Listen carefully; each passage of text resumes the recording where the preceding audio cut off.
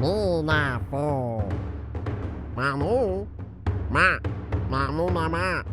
Ma. Namana. Manu ma. Ma. No. Bro.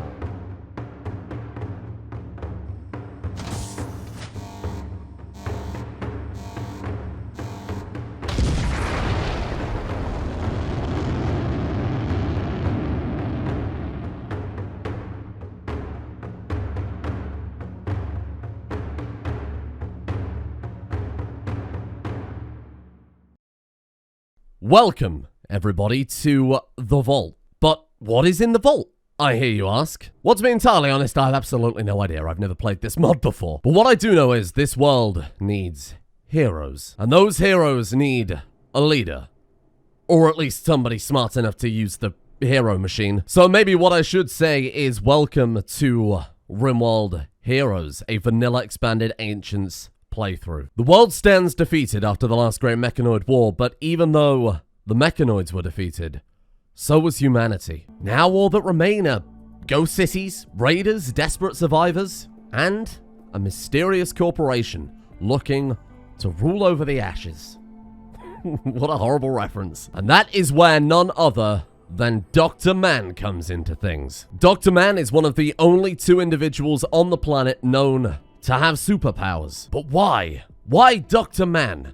Well, Dr. Man has a terrible, terrible secret. Something he has to redeem himself for. Dr. Man was once the right-hand man to the CEO of the megacorporation, Sir Guy. But there is another secret too, even. Dr. Man is Sir Guy's brother. And even though it was Sir Guy that pressed the button and caused the nuclear apocalypse that destroyed the Earth, Dr. Man was the one who designed the weapons. Dr. Man is the one who came up with the superhero program, name pending. So Dr. Man's ideology is a relatively simple one. He's only just uncovered the vault. It's a fluid ideology, and it's going to evolve as we play more and more. To begin with, though, we do have the healthcare meme. Helping people, ensuring they're comfortable. Even our enemies that we down on the battlefield, we're going to try and redeem. Nurse them fully back to health, and then ideally take them to one of the nearby cities where they can live a whole new life, not following the evil Sir Guy, but probably farming or some shit. And we're the good guys this time around. Violence is disapproved, slavery is horrible, and we should avoid death and killing at pretty much all costs. And this time around, every single faction, every single settlement have their own unique crafted ideology. We're going to have to bear that in mind if we actually want to ally with these people, if we stand a hope of saving the world. Now, Dr. Man is a relatively modest guy. He's completely alone, fighting for his life out here. And even though he is a kind, brave man, his only real strength is his big brain. But even then, the truth is all of this technology was recovered or found across the planet from the ancients who came before. Dr. Man just kind of pieced it all together. But of course, Dr. Man does have something more. He was a kind soul. He wanted to end the war and prevent any more suffering, so of course he would test his machines on himself. But there was a drawback. Through his experimentation, he might have gained immense psychic powers, giving him both the power of empathy and the power of telepathy. But what he gained in brain power, he lost in his physiology. In the process, Dr. Man lost the use of his legs and his immune system was all but destroyed. But Dr. Man believes it's not your body that controls you and who you are, it's your mind, and the gift of life that determines who you are. That and apparently a high-powered rifle, and I'm not entirely sure where he got that. But there's of course so much more to explain, so many mods, so many mechanics, so many unique features that we'll just have to discover as we go. Otherwise we're going to be here all day, and honestly we've got a vault to explore. Now I wasn't joking when I said I have no idea what's in this vault. This is the starting scenario with vanilla expanded ancients. Well, not the world and the factions and the backstories and the ideologies. I did all that stuff, but the vault itself, this is the starting scenario. If you load up the game now and dive into the vault scenario, you'll be presented with something almost identical to this. And I have no idea what we're looking at. So I guess first things first, let's explore and hope there's a map out there somewhere. Maybe the entire map is just one gigantic vault. Wow, look at this. We could almost certainly use this as our starting base, huh? Okay, we've got a giant geothermal generator through there. Chem fuel power generators, some batteries to kick things off. Oh, hydroponics. Oh, okay, that's incredible. Ancient hydroponics. Looks as if some of it isn't connected though, so we might have to do a bit of maintenance on the base. Oh, and these can't be opened unless they're powered. Look. Interesting. Okay, so we can't progress on there. What are these ones? Large locked door, hack progress 0 out of... Oh, we have to hack it to open it. Luckily, we have just the man for the job. Then here we have ancient input terminals that I assume we can just take apart for components. Ancient broadcast station. An old long-range communication station often found within ancient vaults. Can be hacked in order to find the location of the next vault. Oh, wow. Other than that, though, I can't help but notice we're trapped. 417 on this door, too. Well, let's start... No. Let's start hacking this door, then. How long before Dr. Man starves to death? He's not doing so well there. Starvation. Yeah, okay, bear with me. I'm working on it. Aha. Area revealed. It's another door.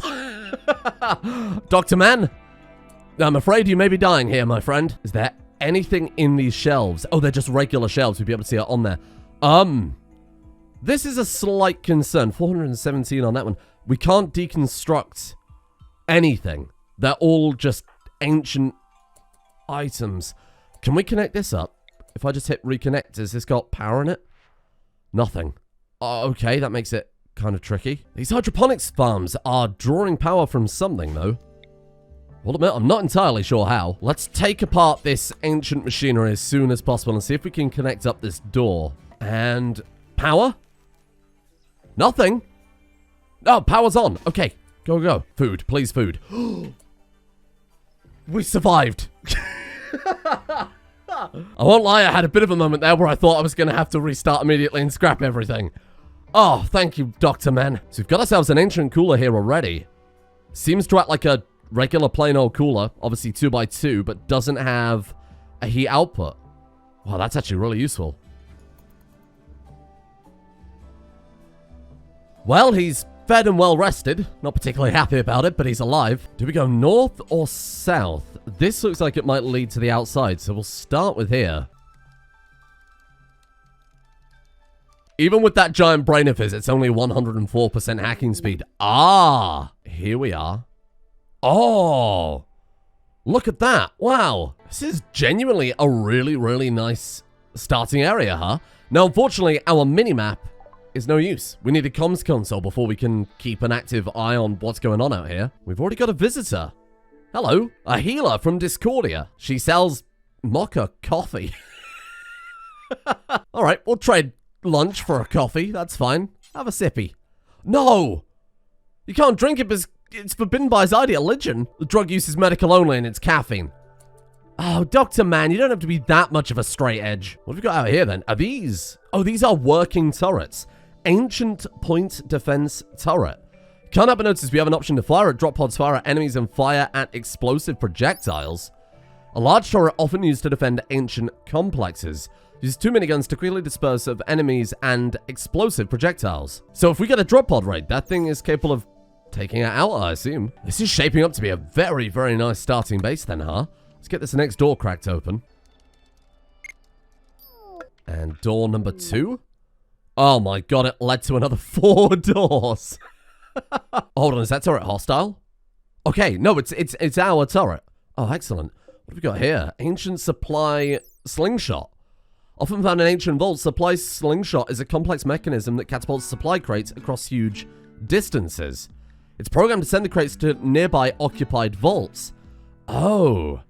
It's to share resources they don't need with other complexes. That's incredible. I've been asking for something like that for so long. And look, we can set to load it as well. So if we find another vault that is full of treasure that we want to bring back to this one, if we choose to keep this one as our main vault, we can just send it back immediately.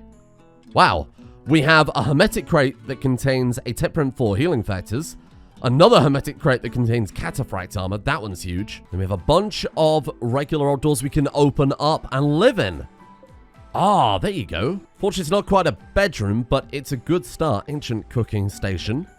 Ancient foosball table. Look at all the components, too. Wow, we have enough to really kickstart things in here, huh? Little bedroom. Okay, modest. A little bit bleak, but that's okay. Better than nothing. Oh, an armory. Power armor. That is so good. And then 4 doors left to hack. What is in this one? And we have Whatever that is. Hellfire Power Armor Masterwork. Oh, wow. Look at the values. Dr. Man, I think an upgrade is in order, my friend. Hello? My name is Chef. What are you doing here? More visitors, I guess. They must have heard that someone was exploring this old vault. Oh my god, Dr. Man, you look incredible. I mean, credit to that wheelchair's construction, huh? Now you, much like myself, might be thinking, wowee, this is quite powerful, isn't it? A pretty hefty amount of starting medicine, all the components we're going to need for quite a serious amount of time. Not to mention other untold treasures in this vault. Well, you'd be partially right, but then I remember what we're up against. That symbol right there is the symbol of PsiTech.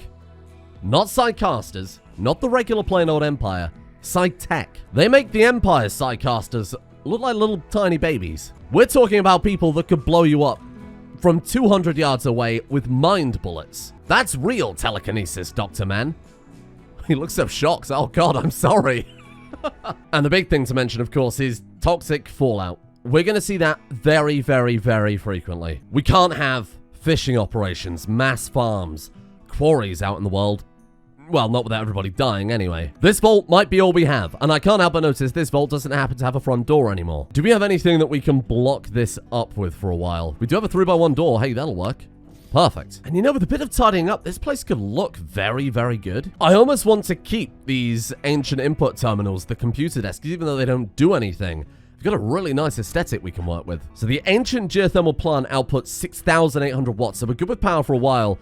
These won't last much longer, though. We've got 10 days, and both provide 8,000 watts, so our power grid is going to drop by a massive amount. We do need to be very, very careful while we kick things off, just at least until we can get our own research set up, and hopefully a few recruits. I think then we will remove these ancient fuel tanks. They don't really do a huge amount. Ancient machinery, that can go, and I suppose we're done with the large hermetic crate as well now. The ancient batteries store 4,000 watts each, but they only have a 20% efficiency. Watch out, Dr. Man! A mad rat! Thank you. Get a little worried there that our point defense turret wasn't all it was cracked up to be. Let's give him a little bit of time to meditate here.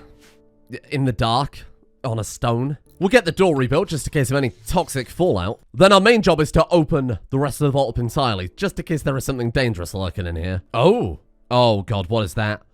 Pipeline junction. Oh, we can hack it to get 250 chem fuel. Ah, nice. Hacking itself can take a while and even summon infestations. So you're telling me I'm never gonna hack this then? Oh, transport pod. Stop, Dr. Man. Somebody needs our help. Genevieve, an enemy from the Order. She is 71 years old. She has the combat stats that we're sorely lacking right now. Did somebody say battle, Grandma? Yeah, to be honest, I think I'd probably have a similar expression. I should point out Dr. Man is a doctor of engineering, not a doctor of medicine. So he has patched her up, but he's done a bit of a shit job. So by default, prisoners will be released whenever they're healthy, but for this person, why don't we see if we can convince them to join him? We need all the help we can get right now, and we don't know what's behind any of these doors, so having a 71-year-old combat veteran stood behind us with a machete will make me feel a little bit better. We've got our first trade caravan too, but I don't think there's anything right now we need. I'd probably normally try and get some medicine, but that's not really a big deal. I guess we could even go as far as selling some things to try and build up a little bit of silver. And if we do get enough silver, we could use that to fund some other settlers to get out there into the planet and go and settle some new colonies. But it is worth noting, we can never settle for profit. Any settlements we build will keep 100% of their taxes. They won't send anything back to us, but we could use them to gain research, power, things that will help out with building up the world. So our new faction, I'm thinking we'll call it the Revengers. Faction title is Bastion. That sounds a bit too standoffish. Let's go for Sanctuary. Have I spelled that wrong? Sanctuary. It looks wrong, but I'm going to assume it's right. Foxgirl? No, let's be sensible this time. Oh no, look, there's a phoenix. In fact, there's a blue phoenix. And our enemies out there in the world are at point red. So let's go for that blue phoenix. I quite like that. Symbolically, it's great. Until you think about it for too long, that doesn't really make much sense. Oh, what do we want to allow into our faction then? Humans, allowed true, that seems fine.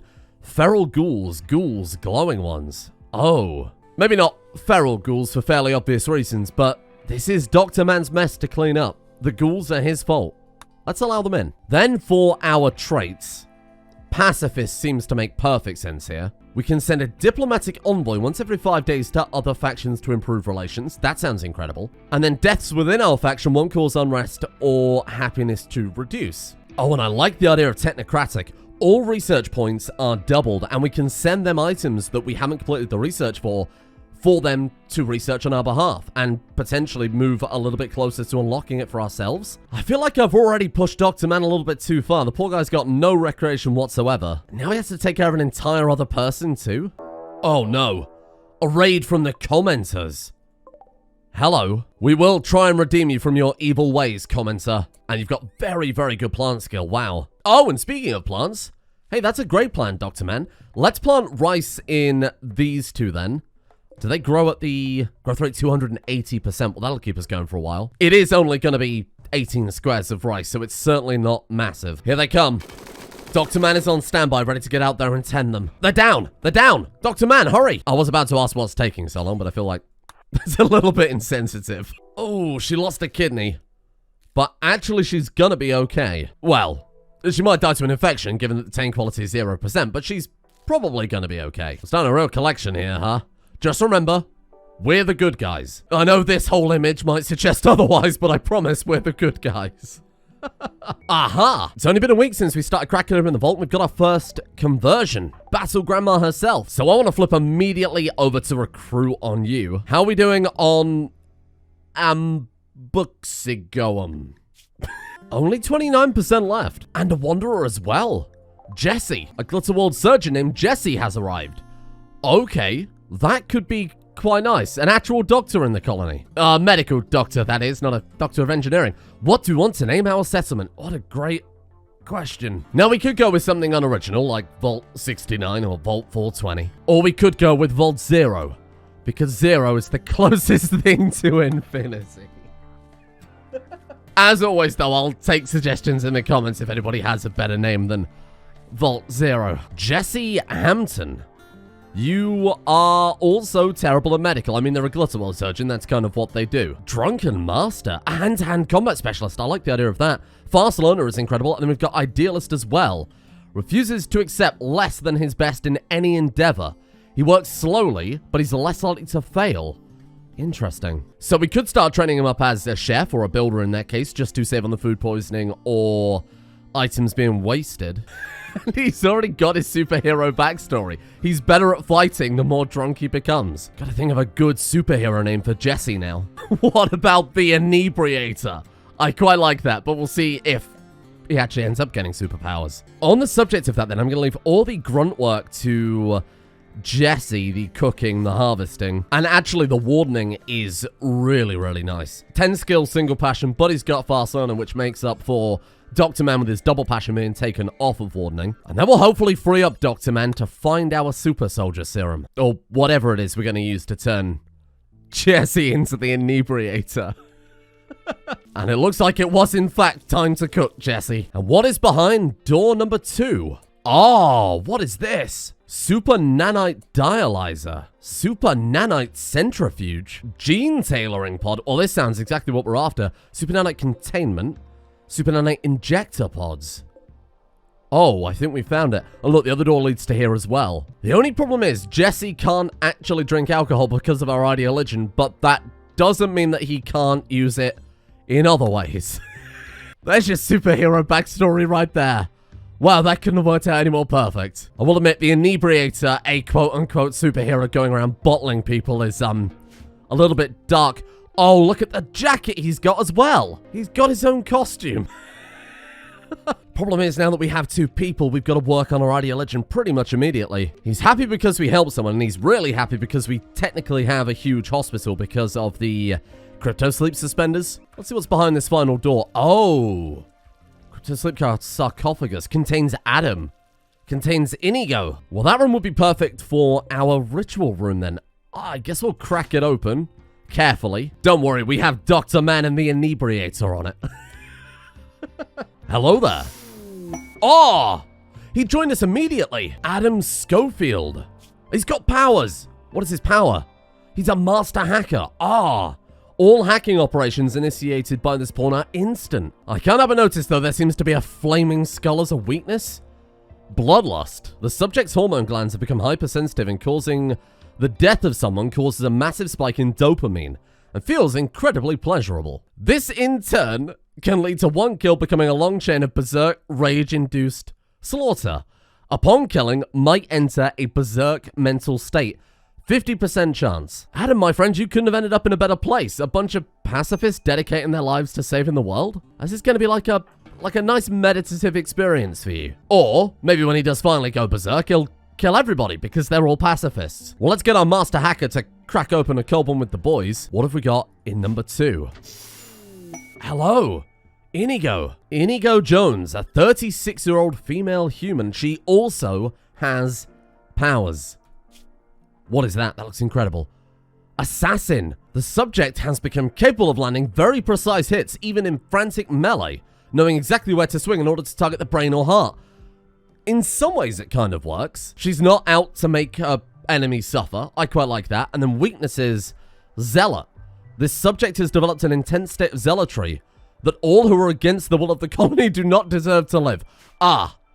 Okay, I can see a little bit of tension developing here, but I think all good heroes need a weakness, right? Some sort of folly that they have to overcome. It's just a coincidence that both of the people we happen to have recruited here are horrible psychopathic murderers. What? Genevieve? You fucker! I didn't know she was just going to immediately go in and execute them.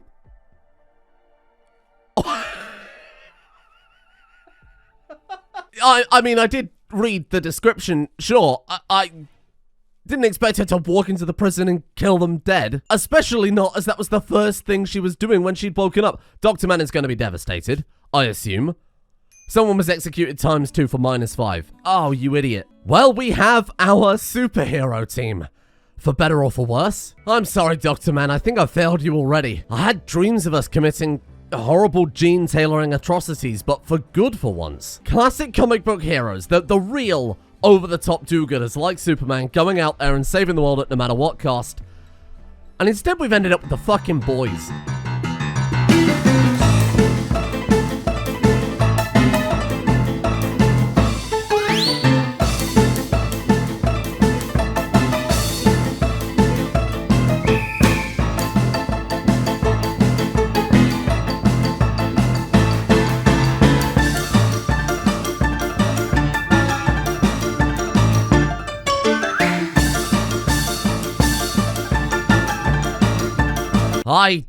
I hate these people already.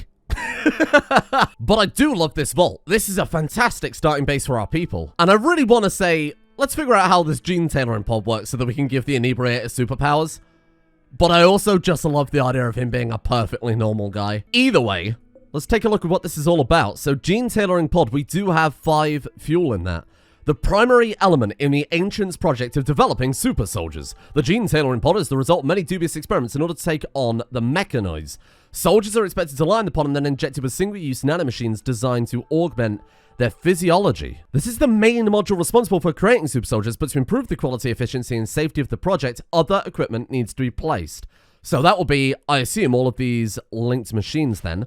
We have the Super Nanite Centrifuge, a structure designed to remove compromised or redundant super nanites, ideally operating in pairs, allowing them to double-check viability and lowering the chances of side effects by 10% in total. An add-on to the gene tailoring pod, this device needs to be placed in close proximity to it and reduce the experiment failure by 5%. We have a super nanite dialyzer, an element designed to compare super nanites to each other and remove weaker competing strains from compromising the transition process. And again, each one adds 5%, so we need another one of those as well. The simulation drive gives a 1% reduction in complications. 10 will result in unnecessary duplications. Okay, so we need to find another 4 of those. Then we have the Super Nanite Containment, which I assume just acts as basically a fridge unit for the nanites. And then we have Super Nanite Injector Pump. Each one of these takes a day off of the process. No more than 10 can be linked because we need at least 5 days to do it. Got it. So we have ourselves a real shopping list of other items we need if we want to do this effectively. Not to mention, we also have this ancient broadcast station we can hack to try and hello? Exotic pattern new vault. Oh, we have a boom rat. We have a boom rat, of course we do. But we can hack and find another vault whenever we want. Before we do that, though, we definitely need to tidy this place up because it is a little bit of a dump. I quite like keeping this room how it is. We'll tidy it up, we'll change the floors, move the power cables, but I like this as being a kind of center of operations, so to speak. This room we'll use as a power room, and I guess this central area will turn into some sort of workshop. Then up here we can have storage and the Ideal Legion altar. I can only hope that I have done the backstories, the characters, the factions, the relations, some justice here. It's really hard not to go into too much detail and overload everything, but I've hidden so much stuff in this as little secret things for you to find. So if you do play along, and if you do want to play along, of course, as always, mod list, description, in-store guide, you name it, save game down in the description for you to just dive straight into this one, or if you just want to play along with the mod pack, by all means. I have also heard that there are some issues with the Ancients mod. Now, I personally haven't found any yet after quite a while of playthrough, and some of the issues that we did have I was able to resolve in Discord. If you've got any Ancient specific issues, don't forget to take that over to the vanilla expanded Discord.